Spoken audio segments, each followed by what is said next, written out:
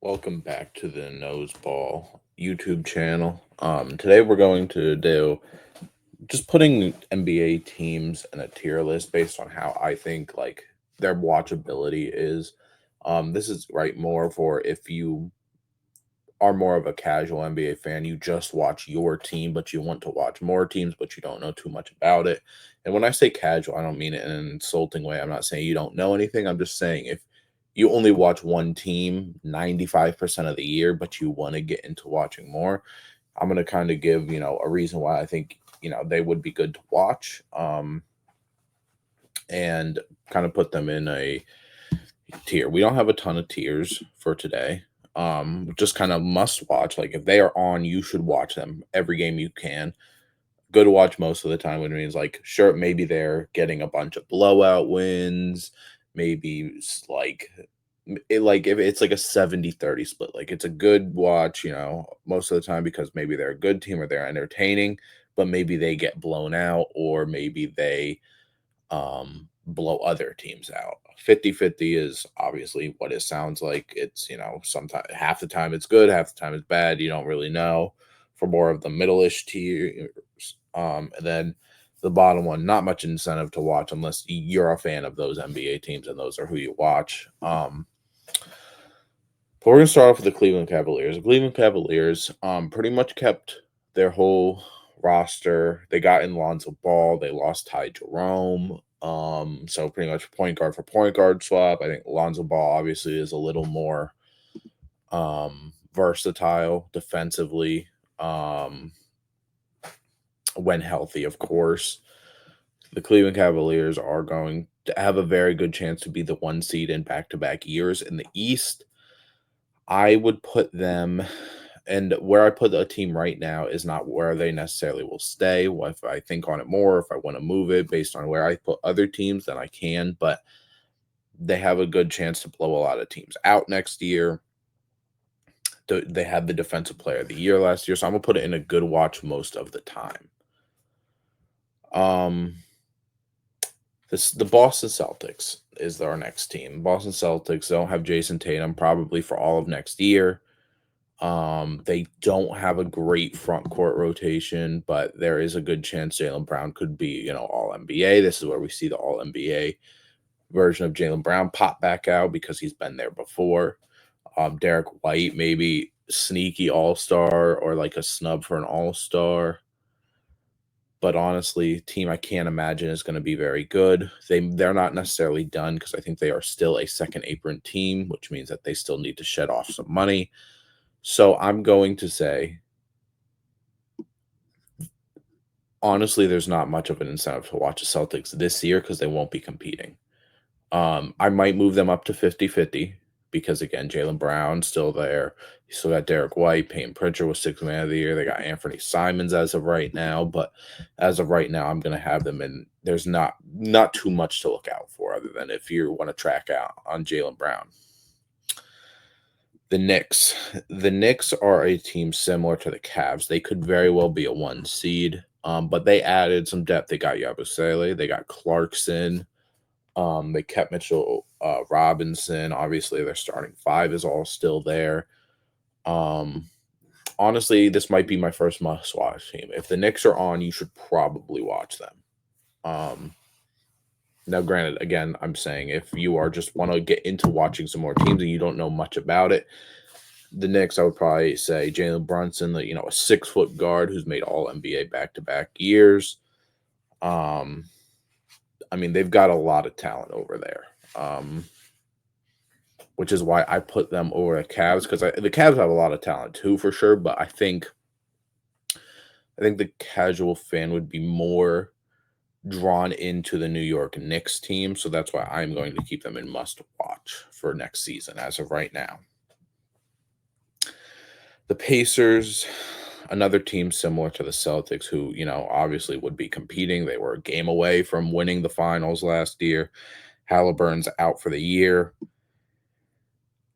Honestly, maybe seeing Nemhard as a lead guard for a year would be something, but honestly, not too much of an incentive to watch, I would say, unless again you are a fan of the Indiana Pacers. They could still very well be a play-in, low playoff team, maybe depending on how some of these guys go. But they lost Miles Turner, so I would bet that they are either the bottom of the play-in or they're missing it next year. Um, the Bucks. The Bucks, believe it or not, based off of the one player. I mean, they got Miles Turner for sure, but based on one player, Giannis, he might literally average like 35 and 15 next year, what if he's healthy. Um, but he is good. The team is going to struggle. So I would put them in 50-50 because again, I don't think they're going to be a great team. Like I don't think they're going to be a top 4 seed, but Giannis might.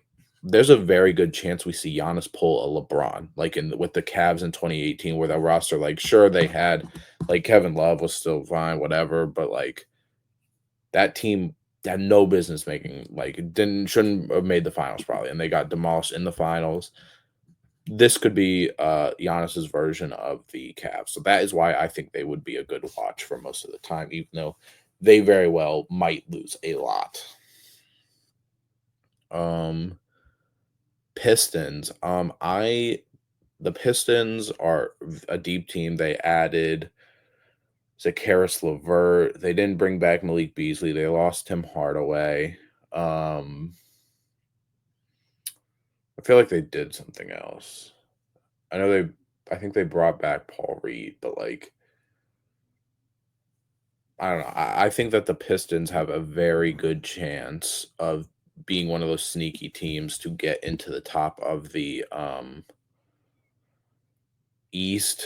So I think I might put them in good watch most of the time. I think they still have things they need to work out. They still need to see how Jaden Ivey is going to develop. Because again, Jaden Ivey is a good player, but he missed a lot of the year last year, and the Pistons crushed all of their expectations. And Ivy might not be the perfect fit, especially since you look at the shooting. If you have Asar Thompson, Jalen Duren, two negative shooters or guys who don't shoot at all. Tobias Harris, wishy washy. Cade is more obviously than just a 3-point shooter, but they're a good team. I assume they would be a complete playoff team next year. But they do have things that they need to figure out. So honestly, that might be a team that goes to 50-50, but we'll reassess later. Um Actually no, we're not going to reassess later. I'm going to put them in 50-50 right now. Just because they've got things to work on, but they would be a good team. Um the Magic. Um the Orlando Magic have, made some changes. They brought in Desmond Bain. If that team can stay healthy, I would put them in must watch. I'm not gonna lie. That team, I mean, Jalen Suggs, you talk about defensively, they'll be on their stuff.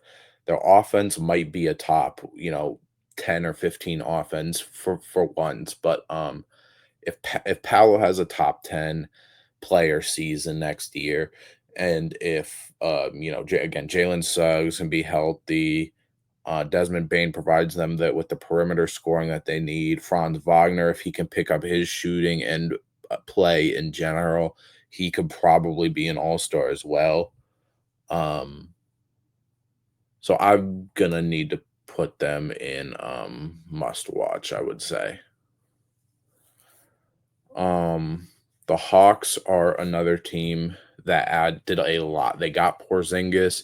They got guys like Luke Kennard, Nikhil Alexander Walker. Um, like they might be one of the most fun regular season teams to watch. Um, but again, they do it right, like things like Porzingis could not be healthy. Trae Young is still one of the worst defensive players in the league based off of his abilities. Jalen Johnson hasn't been able to stay very healthy the past couple years. So there is a chance, right? Like this team, like I would love to, like I'm going to be watching them next year. I'm 100% going to be watching them next year. But if we're talking about, if I'm telling people how they should watch as a casual fan and, whatever, I'm probably going to keep them in the good watch area. Um, But again, we need to see what that's about. The Bulls, the Bulls. I the only thing I could put is the development of maybe some young guys, like if Giddy can take another step, if Buzelis can take a step in his rookie or his sophomore year, who knows what they get from Noah Senge. But honestly, not too much of an incentive to watch. Unless you're a Chicago Bulls fan or you have, some players you want to keep an eye out for. The Miami Heat were one of the more difficult teams to do for this because, right, like their front court between Bam and Kel'el Ware, I love it. I'm a huge Kel'el Ware guy. As he goes into his second year, third year. I don't know why I can't. Was he a part of the 24 draft or the 23 draft? I don't remember. I think he was. I think he'll be going into his sophomore year. Um, like they're not in the top two. I don't even know if I would consider them to be 50-50. I probably would just because again Tyler Hero made an all-star. Um oh, that's hard. We might need to come back to the Heat. The Heat we might need to come back to. Um yeah, honestly, I might make another tier too. Hold on a second. I did it. I made another tier, and this might not make sense, but like the Heat, they don't have a lot to do this season, and I think there will be some other play like teams. Like this team, I think people will probably enjoy watching the Heat over the Bulls, just because you still have Hero, you still have Bam, but like they're probably not going to be a 50-50 team. Um, and these are teams that like maybe play in maybe could, whatever. And then these are teams that either like they have injuries or they're just not good teams in general. But the next team, Raptors are a hard team because they have been injury riddled. They also have Brandon Ingram, who we haven't seen play a second of Raptors basketball yet. They kind of have a logjam of wings. I think their offense could be something like they've got a bunch of players that I think like if they weren't on the same team could average 20. Like I think Ingram could average 20, Barrett could average 20, Scotty Barnes could average 20, Quickly could average 20. Um Grady Dig, maybe not 20, but like 15 to 18 point. Like they've got a bunch of guys. I just don't know how well they're going. I just don't know how well they're going to fit this season. Again, RJ Barrett could very well be moved before the season starts. Um, but they don't have a lot that they need really to do this year. And they're kind of stuck as well. So like this should be like, I'm gonna put a slide and I'll put like stuck sort of because I think that the Bulls definitely are kind of stuck as well, just a little bit, but I think the Bulls are very slowly going to the right spot. It just takes way longer than it should have. The Nets, not much of a reason to watch the Nets. I would say they've got a ton of young players. They brought in so many rookies this year. Cam Thomas is still a free agent as of right now. Claxton is still there as of right now, but pretty much everyone's young except for Michael Porter Jr. And I don't even think Michael Porter Jr. is 30 yet. So that team is super young. But again, there's not much that I'm going to be looking forward to. If I was, like don't say you need to really be watching Brooklyn too much if you are looking for a team to watch. Let's see who's next. We've got the Philadelphia 76ers. So the Sixers are so hard to do because what I wrote is their guard rotation is going to be great. Between Tyrese Maxey, if they bring Quentin Grimes back, Jared McCain, VJ Edgecombe, like those are some very exciting guards. If they're all healthy, I don't even know if they'll all be healthy to start the year, right? Paul George just went through a surgery for some injury he got in a practice. We don't know a thing about Joel Embiid. We don't know if he's going to be ready at all when the season starts. Anything like that. So I'm going to put them, I guess, in 50-50. It's weird to put the Pistons and the Sixers on the same level, but I think if they are healthy, then I think that they would be on the same tier. Now, if they're not healthy, then they're kind of stuck. But they've got young players that VJ McCain, Maxi, I assume is fine. So we'll see how that goes. The Charlotte Hornets. The Charlotte Hornets are another team that depend on health, right? LaMelo, Brandon Miller. Um, I mean, they brought in like Colin Sexton. They drafted Con Knipple. So like they've got things that they need to work on, but like I don't know. Like we just kind of need to wait. We just kind of need to wait and see how they are. Again, if they are healthy, then for sure, like it'll be great. But honestly, like we got to see LaMelo, we got to see Brandon Miller. We really haven't seen them play a lot besides each other. Because either LaMelo's hurt or Brandon Miller's hurt. They don't have centers really. All they've got is the Diabate, is that his name? Diakite? I always get those confused. I think it's Diabate, because they don't have Nick Richards, they don't have Mark Williams anymore. They still got Miles Bridges, so who knows? I think they're kinda a little stuck as well, but they've got things like that they can very well be looking forward to. Trey Mann comes back. Um, so, like, their guard/small slash small forward rotation would be nice, but they're kinda stuck just a little. Um, and then the last Eastern Conference team we have is the Washington Wizards, who I think, depending, right, like if Marcus Smart is healthy, if Chris Middleton is healthy, I think that they honestly will be a pretty good watch, even though I can't imagine they make the playoffs, but I think if they are going to be, healthy, if they're going to keep a mix of these guys, like you talk about the young guys between Bub Carrington, Trey Johnson, Alex Sarr, Kaishan George, Bilal Coulibaly, like I'm gonna really keep my eye on the Wizards, and even though they might not be good, but they've got some things that would be very exciting to watch, depending on how all those young guys go. They very well could be in the 50-50 area as well, but I'm gonna keep them there for now. The Thunder, I think, is still right. Like they're kind of in a similar boat to the Cavs, where like they both should be up here, but they really might just be dominating teams. They're still the same championship team that they are. They drafted Thomas Sorber. Guys like AJ Mitchell, I assume, would play. Nikola Topic is back. So honestly, I might move these two up between the Thunder and the Cavs.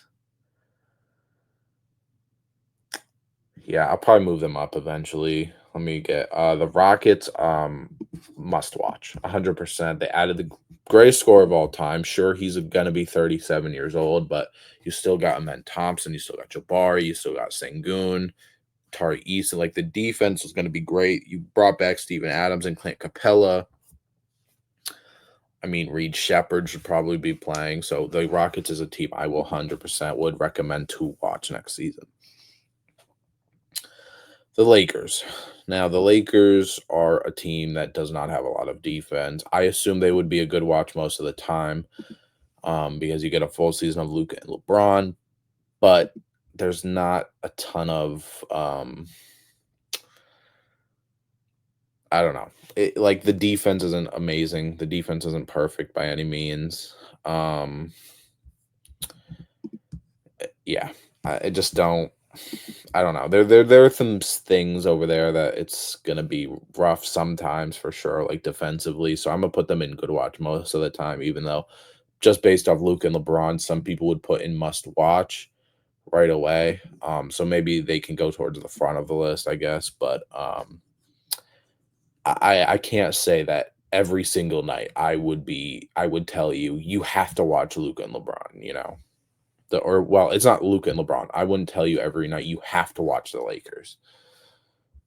The Nuggets, although the Nuggets added some reinforcements, I think that they will probably be a must watch. They got rid of Michael Porter Jr., but they bring in Cam Johnson. They bring in Tim Hardaway Jr., Bruce Brown, Valanciunas, who will be playing for them after that whole like he might go overseas stuff. Best player in the world on the team. I expect the Nuggets will probably be a top 3 seed again. Again, bearing injuries. Aaron Gordon hopefully is good. So I would put the Nuggets in a must-watch area. The Clippers. The Clippers, I think, again, hopefully Kawhi can stay healthy. I'm putting Clippers in must-watch as well. Between the Clippers and the like Atlanta Hawks, like these regular season teams, I think are going to be some of like regular season wise, I think they are going to be great to watch.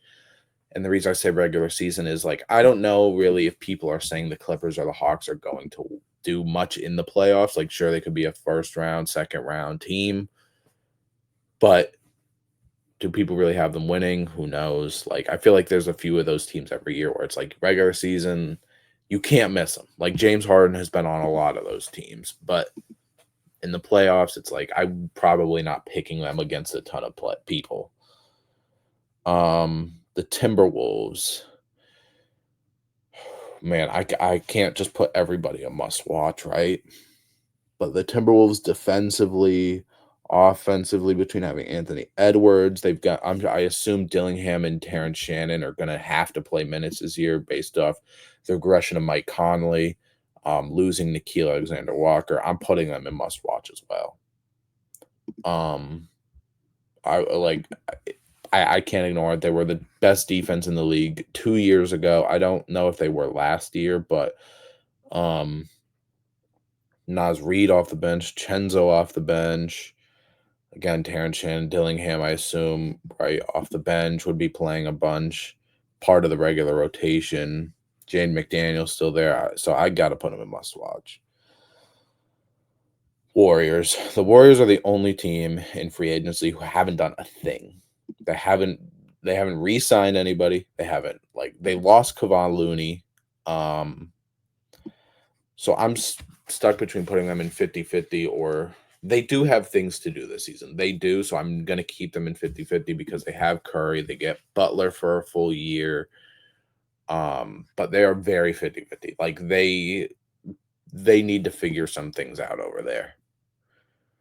The Memphis Grizzlies, I'm going to also put in 50-50 just because I can't imagine. I assume they're going to be a play-in team if I had to guess. John Jaren might have like career years because Desmond Bane's not there, and that's a 20-point scorer that's not there anymore. But they fired Taylor Jenkins. They brought in a couple new players like KCP. Cole Anthony will be bought out and is going to the Bucks. They brought back Aldama, Edey. Who knows if he's going to be healthy for how long? So I would put them in a similar category as the Warriors. The Kings, very much stuck, very stuck. Honestly, they're very close to being not much of an incentive to watch. But I mean, Devin Carter and E. Clifford, who knows? They're young guys, could show a little something, but they're kind of stuck. And I think that their players are better than what's because the Pacers is really going to be Nembhard and Siakam. Like they still have Mathurin if he jumps and things like that. But honestly, actually, I'm going to put these two teams here because they are kind of stuck with the injuries that they have.